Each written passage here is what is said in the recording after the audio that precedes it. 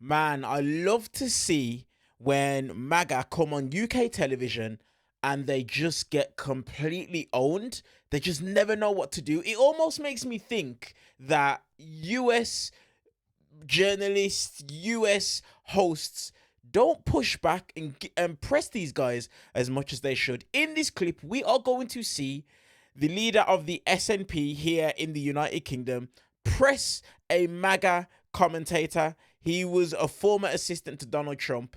And we're going to see him just completely fall apart in epic fashion. As usual, let's watch the clip in full, hype the video up, and then I'm going to give you guys my thoughts, my commentary and perspective towards that. And let's get into it. I think degrading Iran's capability of destabilizing the region and the world, wiping out its nuclear program, a missile program that could soon hit the UK with nuclear weapons, is certainly in the interest of the UK. That's why I wish the UK was with us on this. We're also creating an historic opportunity.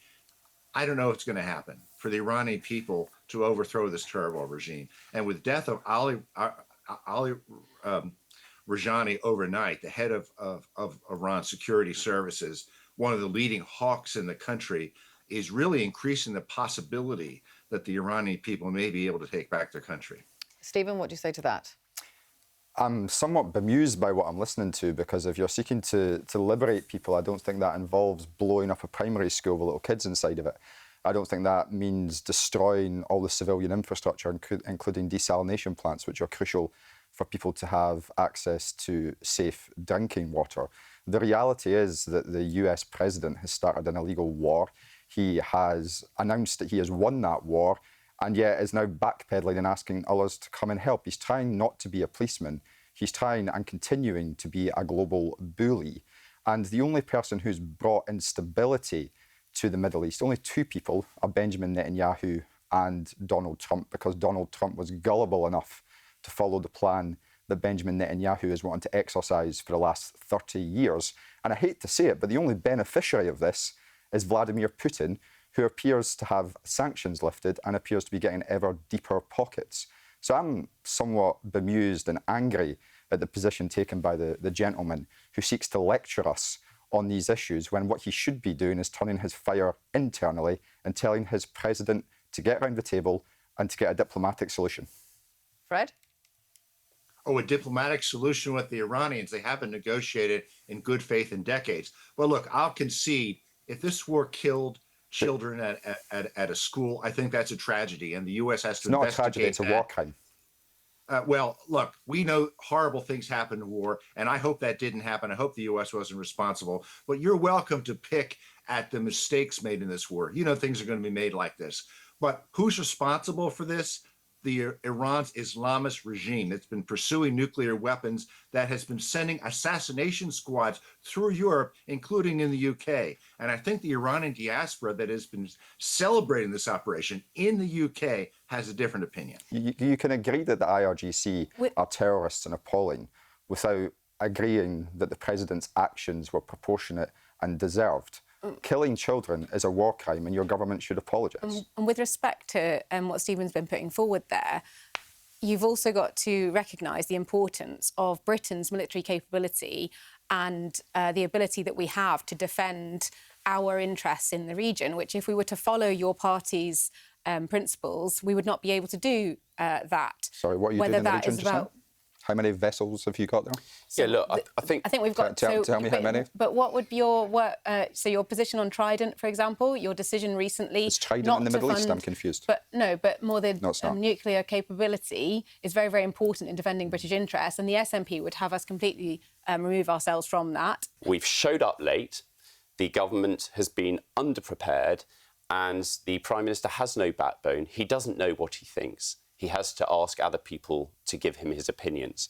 We have a naval base in Bahrain that is there for minesweepers, for British minesweepers. There are no British minesweepers in that naval base. We've been completely caught asleep at the wheel, and the Prime Minister has to step up in the interests of Britain. OK, well, let's just listen to your leader, Kemi Badenoch, the leader of the opposition. Let's hear what she had to say about President Trump. The words coming from the White House are completely wrong. I think it's actually quite childish. There is a lot that can be said behind closed doors. We've got President Zelensky in our country today. The Western alliance having an argument with itself, I think, sends the wrong signal. Fred, what do you say to that? Kemi Badenoch has been incredibly supportive, actually, of President Trump, but even she now is saying that his words are childish. Well, I think we have an operation that's been fairly successful here, and I also think that President is about to wind it down because we've achieved our objectives. The next phase is to stand with the Iranian people and try to support their efforts to overthrow this government. And I might add another point concerning the attack on the British base in Cyprus and attacks by the Iranians or just about every country in the Middle East. These missiles were pre-positioned. Iran was prepared to attack UK bases and every nation in the Middle East. I mean, this nation is a regional threat. This threat was simply going to grow.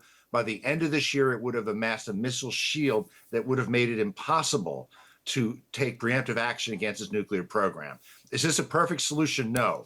We can't do this through the UN. So arguments that, well, this is a violation of international law. How can we stop Iran's pursuit of nuclear weapons through the UN? Is anyone on the program? Do you have an answer to that?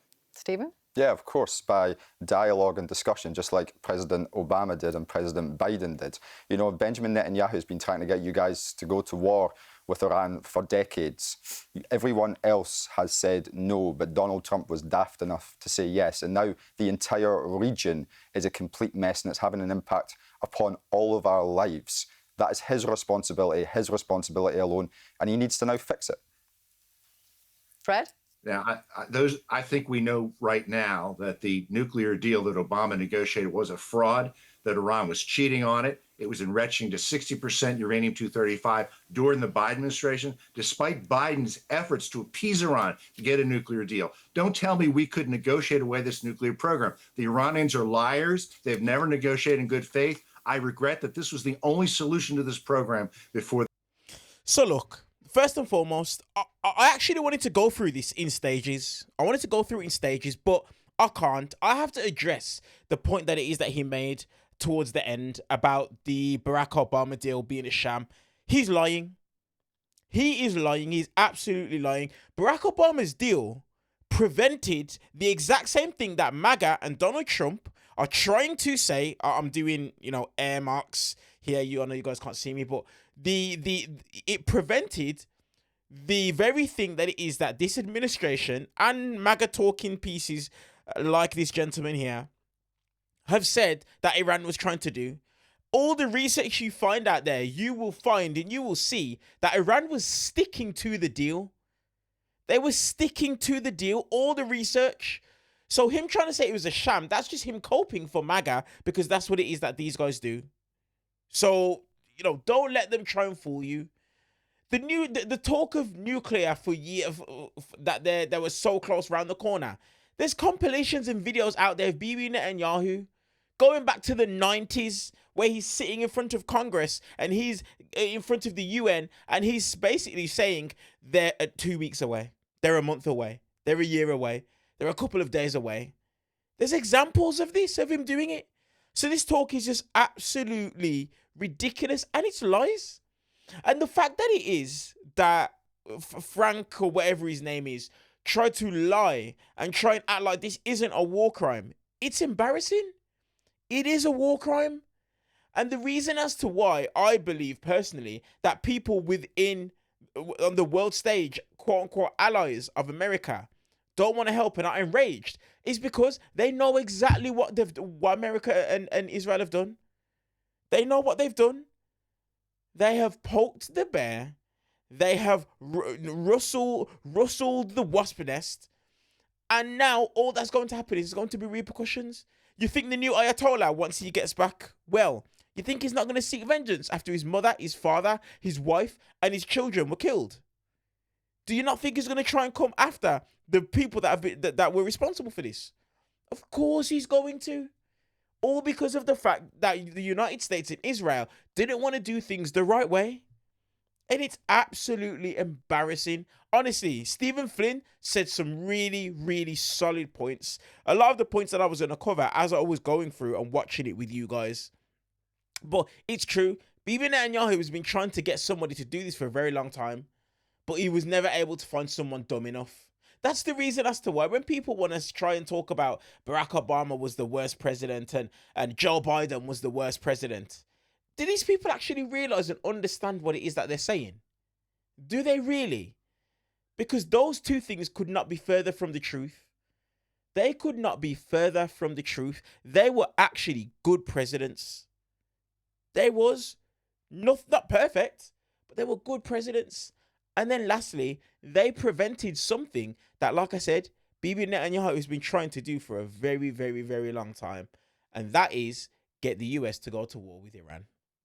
But he found someone dumb enough to do it. And his name is Donald J. Trump.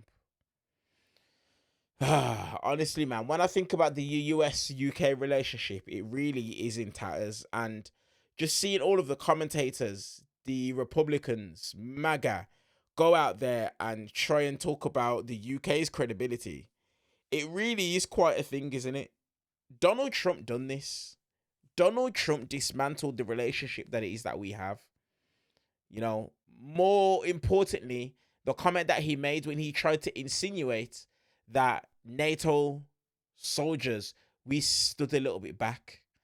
And then we watched MAGA commentators, Republicans, come on television and try and justify his words and his actions and try and walk them back instead of condemning it. But now he expects us to send our sons, our daughters to come to a war that you started illegally.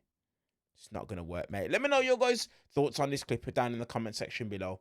And while you guys are down there, do me a favor, hit the subscribe button, hype up the video, and give the video a thumbs up as well. Appreciate you guys. I'll see you guys in the next clip.